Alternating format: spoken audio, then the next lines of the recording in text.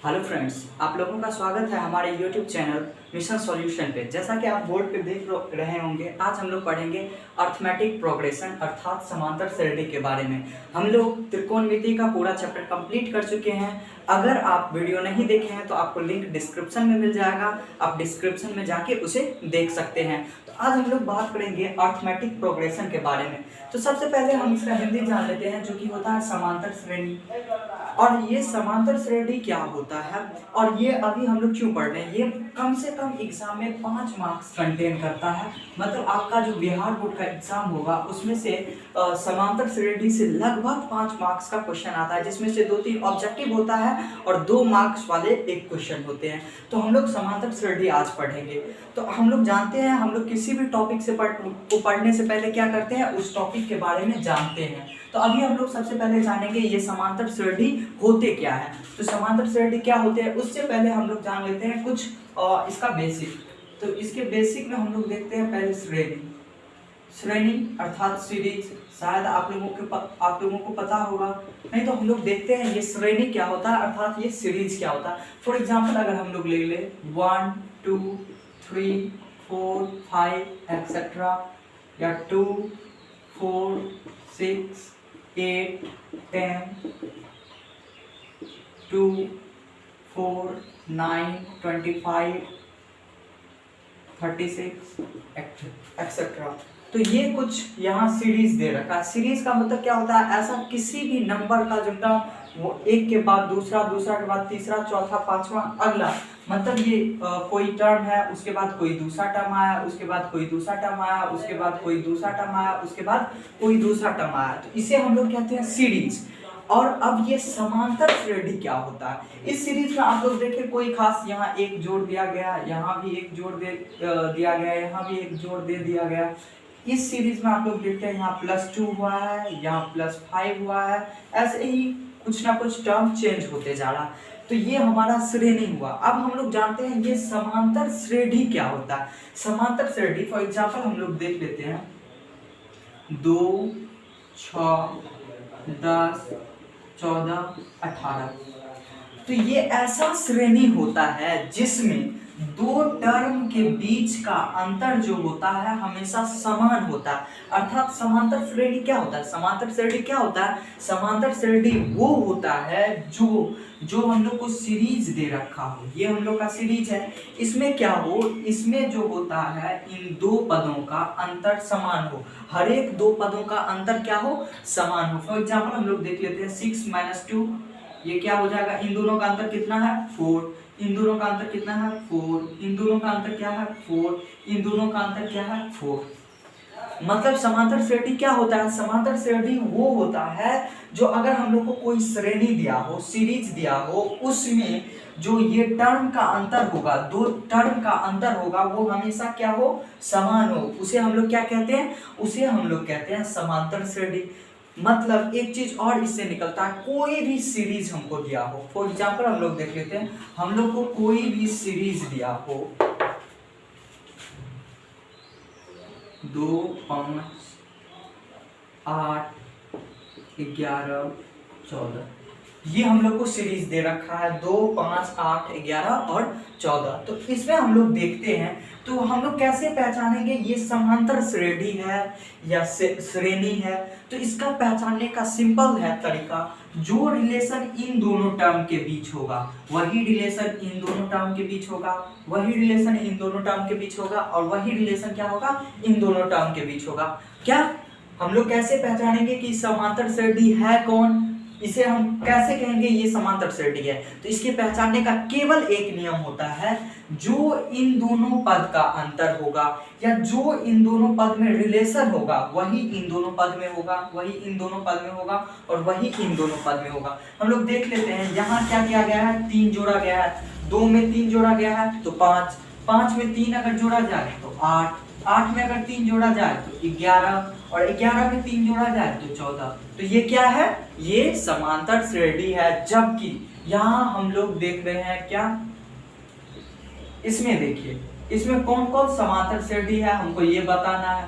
तो इसमें हम लोग देखते हैं यहाँ इसमें +1 हुआ है, +1 हुआ है, +1 हुआ है, +1 हुआ है, तो ये क्या है? ये समांतर श्रेणी है। क्या है? समांतर श्रेणी है।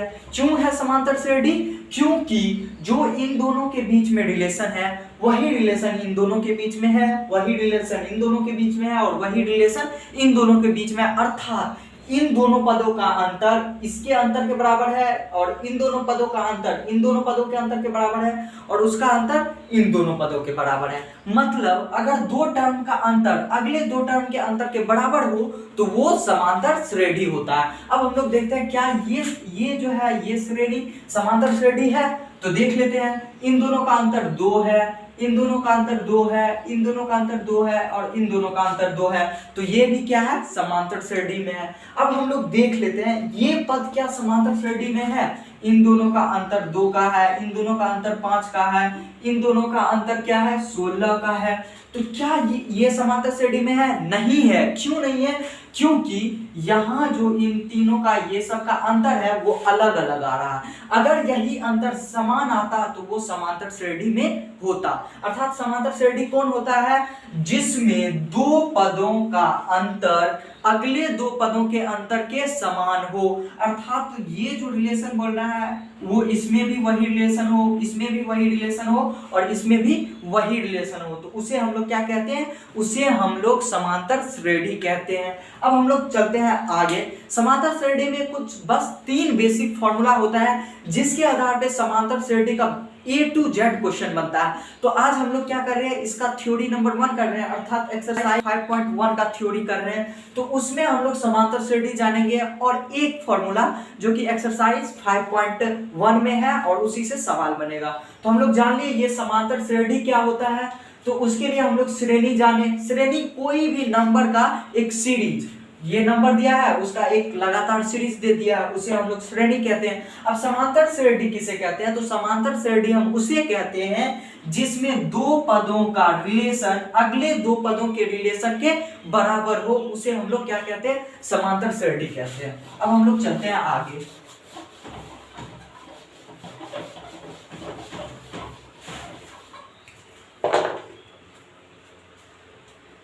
जैसे कि हम लोग एक समांतर श्रेणी ले लेते हैं, एक हम लोग क्या करते हैं? समांतर श्रेणी ले लेते हैं। 2, 6, 10, 14, 18, ये हमने क्या किया? एक समांतर श्रेणी ले लिया। इसमें क्या होता है? समांतर श्रेणी में कुछ रूल होते हैं, नियम होते हैं, जिसके आधार पे इसको, ये क्या है? इसे हम लोग कहते हैं पद या टर्म। क्या कहते हैं? पद या टर्म। अब ये पद होते क्या है? जैसे एग्जांपल हम लोग लेते हैं, हम लोग एक सेंटेंस लिखते हैं इंग्लिश में, आई एम अ बॉय। हम लोग ने क्या किया? एक सेंटेंस लिखा। इस सेंटेंस में हम लोग जानते हैं इसे हम लोग कहते हैं वर्ड, इसे भी हम लोग कहते हैं वर्ड, और इसे भी हम लोग कहते हैं वर्ड।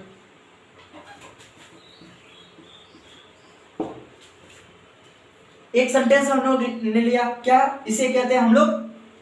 ये सेंटेंस हमने लिया आई एम अ बॉय, जिसमें आई को भी हम लोग एक वर्ड कहते हैं, एम को भी वर्ड कहते हैं, बॉय को भी वर्ड कहते हैं। तो इसमें एक हिंदी में सेंटेंस ले लेते हैं, मैं लड़का हूं।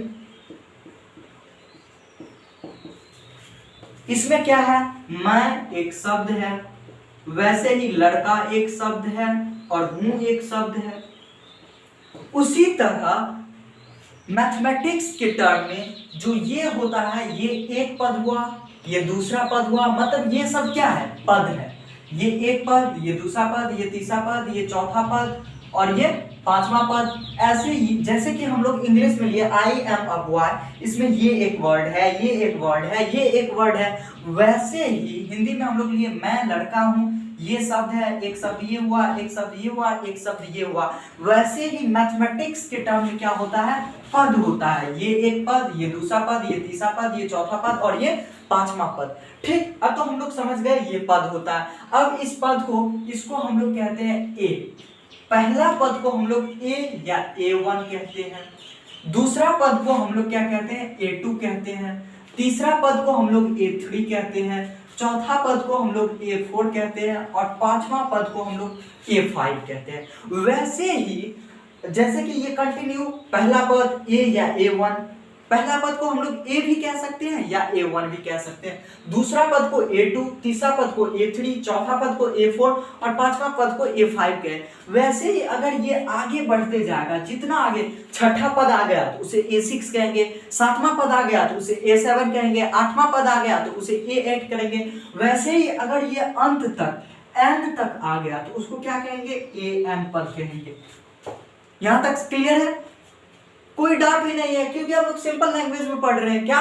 तो हम लोग देख लिए, पहला पद को हम लोग ए या A1 कहे, दूसरा पद को हम लोग A2 कहे, तीसरा पद को हम लोग A3 कहे, चौथा पद को हम लोग A4 कहे, पांचवा पद को A5 कहे। वैसे ही अगला छठा पद को A6 कहेंगे, सातवां पद को A7, आठवां पद को A8। ऐसे ही अगर कंटिन्यू n पद तक चले जाए तो वो आखिरी पद को क्या कहेंगे, AN कहेंगे। अब हम लोग देखते हैं इसमें कुछ फॉर्मूला आता है। क्या आता है? कुछ फॉर्मूला आता है, उस पे हम लोग अब चलते हैं। कुछ फॉर्मूला होता है, उस पे अब हम लोग चलते हैं, उसको हम लोग डिस्कस कर लेते हैं। अगर हम लोग को पहला पद दिया हो, ठीक, पहला पद दिया हो और दूसरा पद दिया हो, तो हम लोग एक चीज और हम लोग समझ लेते हैं। क्या समझ लेते हैं? किसी भी दो क्रमागत पद का जो अंतर होगा उसे हम लोग सार्वंतर कहते हैं। किसमें? समांतर श्रेणी में किसी भी, जैसे यहाँ 10 और 6 दो क्रमागत पद है, इसके अंतर को 10 - 6 = 4, तो ये 4 क्या हो गया, इसे हम लोग सार्वंतर कहते हैं। क्या कहते हैं? सार्वंतर कहते हैं। क्या कहते हैं? सार्वंतर कहते हैं। जिसे सार्वंतर को हम लोग D से डिनोट करते हैं, इसे D से सूचित किया जाता है। वैसे ही जैसे कि समांतर श्रेणी को हम लोग जैसे हम लोग समांतर श्रेणी को AP से डिनोट करते हैं, समांतर श्रेणी को क्या करते हैं, AP से डिनोट करते हैं, वैसे ही सार्वंतर को किससे डिनोट करते हैं, D से डिनोट करते हैं। अब ये सार्वंतर होते क्या है, तो AP में किन्हीं भी क्रमागत दो पदों का अंतर को हम लोग सार्वंतर कहते हैं। किन्हीं भी, कोई भी दो क्रमागत पद आप ले सकते हैं, या तो 6 2 ले लीजिए, 6 में से 2 गया 4, 14 में से 10 गया 4, 18 में से 14 गया 4। तो किन्हीं भी दो पदों के अंतर को हम लोग क्या कहते हैं, सार्वंतर कहते हैं। लेकिन वो दो पद क्या होना चाहिए, क्रमागत होना चाहिए। अर्थात एक A3 है तो दूसरा A4 होना चाहिए, एक A4 है तो दूसरा A5 होना चाहिए। दो क्रमागत पदों के अंतर को हम लोग क्या कहेंगे, सार्वंतर कहेंगे। तो हम लोग सार्वंतर जान चुके हैं। तो सार्वंतर का डेफिनेशन क्या होगा, दो क्रमागत पदों के अंतर को हम लोग सार्वंतर कहते हैं, जिसे हम लोग क्या करते हैं, D से सूचित करते हैं। अब हम लोग देख लेते हैं, अगर हमको एक AP दिया हुआ है, ये हम लोग का AP दे रखा है 2 6 10 14 18। मान के चलिए इस AP में हम लोग को सिर्फ पहला पद और दूसरा पद दिया होगा।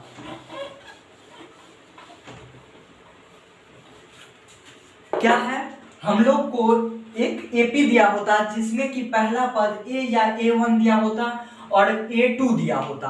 तो हम लोग को इस AP को आगे बढ़ाना होता, इस AP में अगले 3 पद को और ज्ञात करना होता, अर्थात A3 A4 और A5 निकालना होता। तो हम लोग क्या करते, ये हम लोग का क्वेश्चन है। क्या क्वेश्चन है, AP में हम लोग को ये दे रखा है, पहला पद और दूसरा पद दे रखा है, हम लोग को तीसरा चौथा और पांचवा पद निकालना है। तो अब वही फॉर्मूला पढ़ेंगे कि आखिर हम लोग निकालेंगे कैसे। तो हम लोग को क्या, पहला पद A1 दे रखा है 2, A2 हम लोग को क्या दे रखा है 6। तो सबसे पहले हम लोग क्या करते हैं, सार्वंतर D ज्ञात कर लेते हैं। तो D हम लोग कैसे ज्ञात करेंगे, D इसका क्या होता है, सार्वंतर। तो हम लोग पढ़े थे D का डेफिनेशन क्या होता है, दो क्रमागत पदों के अंतर को हम लोग क्या कहते हैं, सार्वंतर कहते हैं। दो क्रमागत पद यहाँ क्या दे रखा है, पहला पद 2 है, दूसरा पद 6 है, दोनों एक के बाद ये है, तो इन दोनों के अंतर को ही तो हम लोग सार्वंतर कहेंगे। तो हम लोग क्या हो जाएगा, 6 - 2 = 4। तो ये हमारा सार्वंतर आ गया। क्या आ गया है, सार्वंतर आ गया। कैसे आ गया है, क्योंकि हम लोग को पहला पद दिया था, दूसरा पद दिया था और दो क्रमागत पद के अंतर को सार्वंतर कहते हैं। तो हम लोग सार्वंतर निकाल लिए। अब हमको निकालना है A3। क्या निकालना है, A3 निकालना है। जैसा कि अब हम लोग देख सकते हैं, यहाँ हम लोग को A1 दिया था, A2 दिया था, तो हम लोग A2 पहले बात कर लेते हैं। A2 अर्थात दूसरा पद को हम लोग कैसे निकाले, दूसरा पद को हम लोग ऐसे निकाले A1 में अगर हम D जोड़ दे, A1 मेरा क्या है, A1 में हम अगर D जोड़ दे, A1 हमारा क्या है, A1 हमारा 2 है, D हमारा क्या है 4 है, इसका 2 क्या हो जाएगा 6। देखिए दूसरा पद आ गया 6 जो दे रखा था, ये दे रखा था क्वेश्चन में, लेकिन हम बोल रहे हैं निकाले कैसे थे। ठीक, अगर आपको ठीक ये पहला पद और दूसरा पद दे दिया है, आपको बोला कि जो इस एपी में तीसरा पद निकालिए, चौथा पद निकालिए और पांचवा पद निकालिए। आप क्या करें, पहला पद को लिख दिए, A1 मेरा दिया है, A2 दिया है, इन दोनों को घटा के हम लोग क्या कर लिए, D निकालिए, क्योंकि D का डेफिनेशन होता है सार्वधातुक का दो क्रमांगत पदों के अंतर को हम लोग क्या कहते हैं, सार्वधातुक कहते हैं। चलिए ये हम लोग का सार्वधातुक हो गया। अब हम लोग अगर A3 निकाले तो A3 हम लोग निकालते हैं, तो A2 में अगर हम D जोड़ दे तो A3 आ जाएगा, A2 में हम D जोड़ देंगे तो A3 आ जाएगा। कैसे आ जाएगा, जैसे हम लोग को A2 आया था, A2 में क्या किए, A1 प्लस D जोड़ दिए तो आ गया, वैसे ही A3 में क्या करेंगे, A2 प्लस D जोड़ देंगे तो A3 आ जाएगा। ठीक है, A2 मेरा क्या है 6 है, D हम निकाले थे 4, इसका 2 हो गया 10। वैसे ही हम लोग अब A4 निकालते हैं, ये तो हम लोग का आ गया 10। कैसे आया वो आप लोग देख लिए, A2 में हम लोग क्या किए, सार्वधातुक को जोड़ दिए। अब हम लोग देखते हैं A4 कैसे निकालेंगे। तो A4 के लिए सिंपली हम क्या करेंगे, A3 में क्या कर देंगे, D जोड़ देंगे। A4 निकालना है तो उसका पिछला वाला पद, जैसे कि हम लोग A3 निकाले थे तो उसका पिछला वाला पद A2 में D जोड़ दिए थे। अब हम लोग को A3 निकल गया, A4 निकालना है तो उसका पिछला वाला पद में हम लोग क्या करेंगे, D जोड़ देंगे।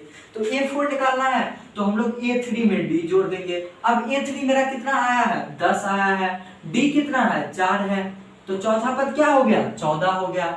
अब हम लोग को पांचवा पद निकालना है, तो पांचवा पद के लिए हम लोग क्या करेंगे, ये जो पद निकालना है उसके पीछे वाले पद, अर्थात हम पांचवा पद निकाल रहे हैं तो A4 में हम लोग क्या कर देंगे, D जोड़ देंगे, तो हम लोग को क्या आ जाएगा, पांचवा पद आ जाएगा। तो A4 मेरा क्या दे रखा है 14, सार्वधातुक D क्या है 4, क्या आ गया पांचवा पद 18। तो ऐसे हम लोग ज्ञात कर लिए क्या, एपी हम लोग ज्ञात कर लिए किसके मदद से, हम लोग को एक दिया था A या A1 दिया था, A2 दिया था, तो हम A1 और A2 लिख दिए और इन दोनों को घटा के सार्वधातुक प्राप्त कर लिए। सार्वधातुक प्राप्त किए उसके बाद इस फॉर्मूला पे अटैच कर दिए। अगर आपको यहाँ थोड़ा सा भी दिक्कत रहा तो अगले स्टेप में आपको क्लियर हो जाएगा, क्योंकि वहां हम लोग क्या कर रहे हैं, फॉर्मूला लिखने वाले हैं। तो यहाँ बिना वीडियो को स्किप किए हुए देखिएगा तो बिल्कुल आपको समझ में आ जाएगा, नहीं तो हम लोग अगले स्टेप पे चलते हैं।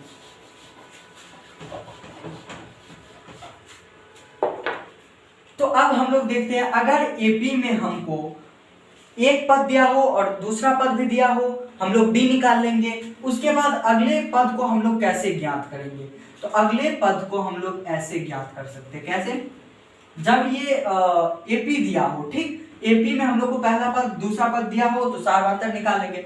देखिए जैसे A3 ज्ञात करना हो तो A3 ज्ञात करने के लिए हम लोग क्या करेंगे, A2 में D जोड़ देंगे।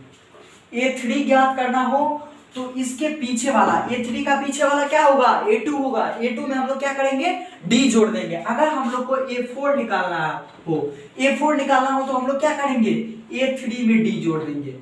जो हम लोग को निकालना हो, जो टर्म A4 निकालना है, इसके पीछे वाला क्या होगा, A3 होगा। A3 में क्या कर देंगे, D जोड़ देंगे। अब हम लोग को क्या निकालना है, A5 निकालना है, तो इसके पीछे वाले टर्म क्या हो जाएगा, A4, उसमें क्या कर देंगे, D जोड़ देंगे। हम लोग को क्या निकालना है, A6 निकालना है, तो A6 निकालने के लिए हम लोग क्या करेंगे, A6 निकालने के लिए इसके पीछे वाले टर्म क्या होता है, 5, पीछे वाला टर्म क्या होता है, पीछे वाले टर्म A6 का A5 में हम लोग क्या कर देंगे, D जोड़ देंगे।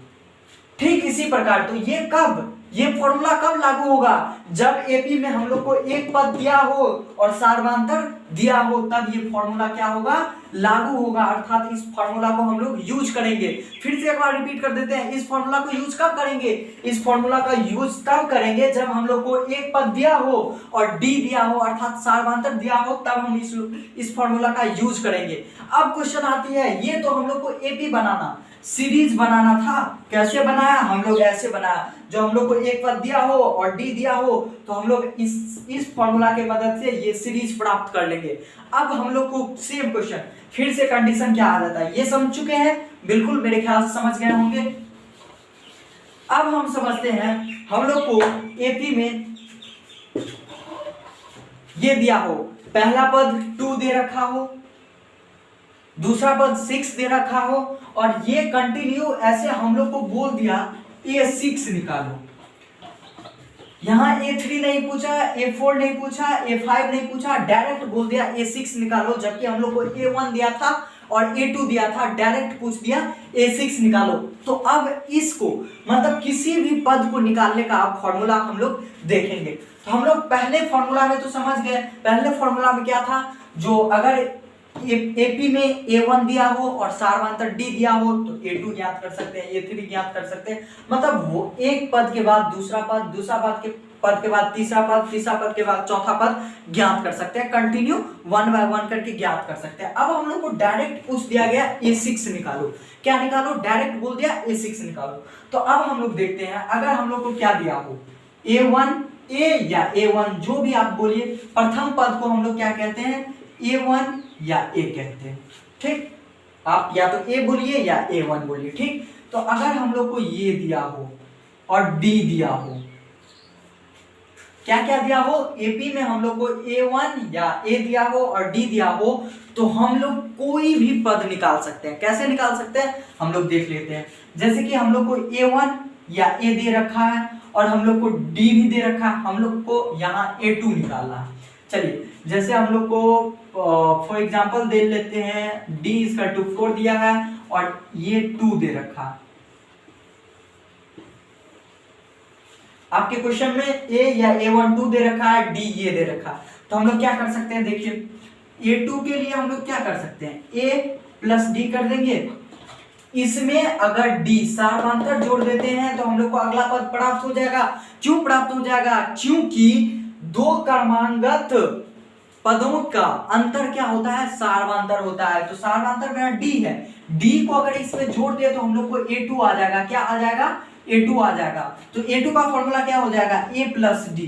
तो A मेरा क्या है 2, D मेरा क्या है 4, क्या हो जाएगा अगला पद 6, अर्थात A2 हो गया 6। क्या हो गया A2 मेरा 6 हो गया। तो अभी लेकिन हम लोग को ये नहीं पढ़ना था, हम लोग को पढ़ना था आखिर डायरेक्ट हम लोग को कोई भी पद पूछ दिया, 8वां पद निकालिए, तो हम लोग 8वां पद कैसे निकालेंगे, पूछ दिया 25वां पद निकालिए तो 25वां पद कैसे निकालेंगे, वो हम लोग को सीखना है। तो हम लोग को मान के चले, हम लोग को A या A1 दे रखा है और D दे रखा, संख्या में नहीं सिर्फ चिन्ह में दे रखा। तो अब हम लोग क्योंकि इसका फॉर्मूला जानते हैं तो फॉर्मूला ही देखते हैं। तो हम लोग A2 के लिए क्या किए, A + D। A3 के लिए हम लोग क्या करेंगे, A3 के लिए हम लोग करेंगे A + 2D। क्या कर देंगे, A + 2D कर देंगे। किसके लिए, A3 के लिए। A4 के लिए हम लोग क्या कर देंगे, A + 3D। अब ये क्यों करेंगे, इसका आंसर भी हम लोग देख लेते हैं, क्यों करेंगे ऐसा हम लोग करें तो करें क्यों, क्योंकि समझना जरूरी है। मैथ को समझा जाता है, याद नहीं किया जाता। आप कभी भी कहीं भी पढ़ें तो मैथ को बिल्कुल चाहे कि समझ लें, उसे याद करने की कोशिश ना करें। ठीक, तो अब हम लोग देखते हैं कि जो ये कैसे होता है। आखिर हम लोग, आप जो बोल दे रहे हैं A3 = A + 2D कैसे होगा, प्रूव कीजिए। तो हम लोग को यहाँ देखते हैं कि जो हम लोग को A या A1 दे रखा है 2, D = दे रखा है 4। तो अब हम लोग A3 का फॉर्मूला अप्लाई करते हैं। A3 बराबर क्या है, A + 2D। ठीक है, A3 बराबर आपके अकॉर्डिंग हुआ है A + 2D। तो A मेरा क्या है, A मेरा 2 है और 2D है, अर्थात 2 × D का फॉर्मूला, D बराबर क्या दे रखा है 4, 2 + 4 2 जा 8, 10। ये अगला पद क्या होगा, 10 होगा। क्या ये सही है, ठीक है भाई सही है। ऐसे ही हम लोग करके अगला पद निकाल सकते हैं। ठीक, तो ये हम लोग का ऐसे ही फॉर्मूला बना है, बिल्कुल सेम इसी तरीके से। जैसे अब हम लोग देख रहे थे A4 हम लोग को निकालना है तो A + 3D कर दिए। अब हम लोग को A5 निकालना है तो क्या करेंगे, A + 4D कर देंगे। क्या कर देंगे, A + 4D करेंगे। वैसे ही हम लोग को ऐसे ही आगे बढ़ते जाए, A5 निकाले, A6 निकाले, A7 निकाले, ऐसे ही कहीं लास्ट तक, लास्ट के टर्म n टर्म का बोले AN निकालो। मतलब nवां पद क्या होगा, ये nवां पद क्या होता है, उस AP का लास्ट टर्म, लास्ट टर्म को हम लोग क्या कहते हैं, n, क्या कहते हैं, nवां टर्म। क्या कहते हैं, लास्ट टर्म को हम लोग क्या कहते हैं, nवां टर्म कहते हैं। और उस एपी का हम लोग क्या पूछा है कि जो nवां टर्म निकाले, तो nवां टर्म कैसे निकालेंगे, यहां अगर आप गौर किए होंगे किसी भी फॉर्मूला पे, अगर हमको A5 निकालना होता तो हम लोग A जोड़ते थे और इस 5 से एक कम 4D जोड़ देते। यहाँ A4 निकालना था तो A जोड़ते थे और इस 4 से एक कम 3D जोड़ते थे। यहाँ A3 निकालना था तो A जोड़ते थे और इससे एक कम 2D जोड़ते थे। वैसे ही यहाँ हम लोग को AN निकालना है तो A तो हम पहले जोड़ेंगे ही और उसमें क्या जोड़ देंगे, उसमें N से एक कम, n से एक कम d जोड़ेंगे, n से एक कम d जोड़ेंगे, अर्थात n से एक कम किए इंटू d कर देंगे। ये मेरा फॉर्मूला हो जाएगा क्या, nवां पद के लिए कोई भी nवां पद दे रखे कि जो आप ये nवां पद निकाले, nवां पद क्या होता है, लास्ट के पद को हम लोग क्या कहते हैं, nवां पद कहते हैं। nवां पद का फॉर्मूला क्या होता है, a plus n minus 1 into D. ये आया कहां से, तो यहां से आया। हम लोग देखे कि जो ये फॉर्मूला आया कैसे, क्योंकि a2 का फॉर्मूला था, a2 का फॉर्मूला क्या था, a2 का फॉर्मूला था a प्लस डी। क्या था a2 का फॉर्मूला, a2 का फॉर्मूला क्या था, a प्लस डी। a3 का फॉर्मूला था a प्लस 2d। तो a प्लस 2d कैसे हुआ, तो a3 में a जोड़, इसके लिए a जोड़े और इससे एक कम d गुना कर दिए उसमें। वैसे ही a4 के लिए a जोड़े और 4 से एक कम 3 इंटू डी कर दिए। तो ये हम लोग का क्या हो गया, ऐसे ही आया an। nवां पद अगर निकालना हो तो उसमें a plus n minus 1 into D कर देंगे। अब देख लेते हैं ये a क्या है, a प्रथम पद है। ये क्या है, a प्रथम पद है और ये d क्या है, d है सार्वधातुक। अब हम लोग इस पे क्वेश्चन देख लेते हैं, एग्जाम में क्वेश्चन आता कैसे है, इसको हम लोग सॉल्व कैसे करते हैं।